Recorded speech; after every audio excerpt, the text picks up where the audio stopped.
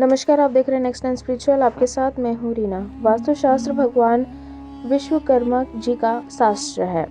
विश्वकर्मा जी शिल्पकला और वास्तुशास्त्र सहित अन्य शास्त्रों के जनक है। देवी देवताओं के महलों की रचना तथा उनके विभिन्न प्रकार के मनमोहक आवासों की रचना करना विश्वकर्मा जी का कार्य है। इनके द्वारा बनाए गए महलों में देवताओं को हमेशा सुख समृद्धि ही मिली है। इसका मुख्य कारण वास्तुशास्त्र का ज्ञान है।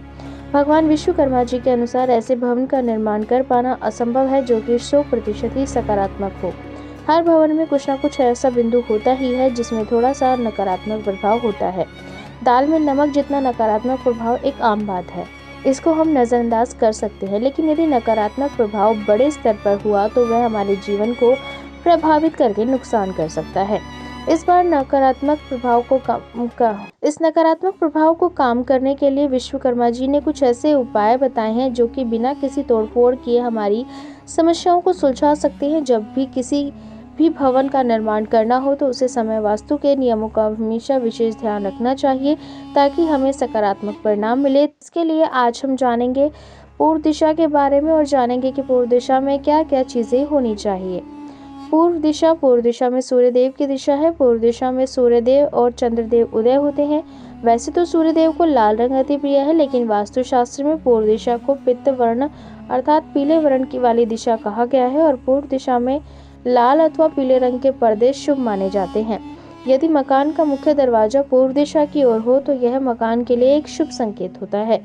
इससे मकान में सुख समृद्धि आती है तथा ऐसे घर में रहने वाले लोग हमेशा महत्वाकांक्षी बने रहते हैं। इसका कारण पूर्व दिशा में सूर्यदेव की आने वाली रोशनी और ऊर्जा है। पूर्व दिशा का प्रतीक पूर्व दिशा में सूर्य एवं चंद्रमा उदय होते हैं जो कि निरंतर प्रगति का प्रतीक है और साथ ही हमें यह भी ज्ञान देते हैं कि जिसका उदय हुआ है उसका अस्त भी होगा और जो आपको पूरा है वह कल भी अधूरा ही होगा, जो अधूरा है वह एक दिन पूरा भी होगा।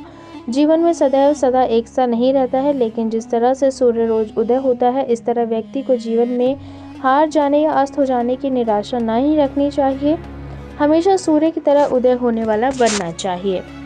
अब जानते हैं पूर्व दिशा में सावधानियों के बारे में। पूर्व दिशा में भारी सामान नहीं रखना चाहिए। व्यर्थ की वस्तुएं जैसे कबाड़ आदि नहीं रखना चाहिए। जितना संभव हो सके पूर्व दिशा की तरफ स्थान बढ़ाना चाहिए। यदि पूर्व दिशा की तरफ स्थान कम होता है तो यह एक तरीके से दिशा के देवता के अपमान करने जैसा है। यदि इस दिशा में शौचालय आदि बनाए हो तो वह जीवन में उन्नति के पथ पर बाधाएं उत्पन्न होने का कारण बन सकता है।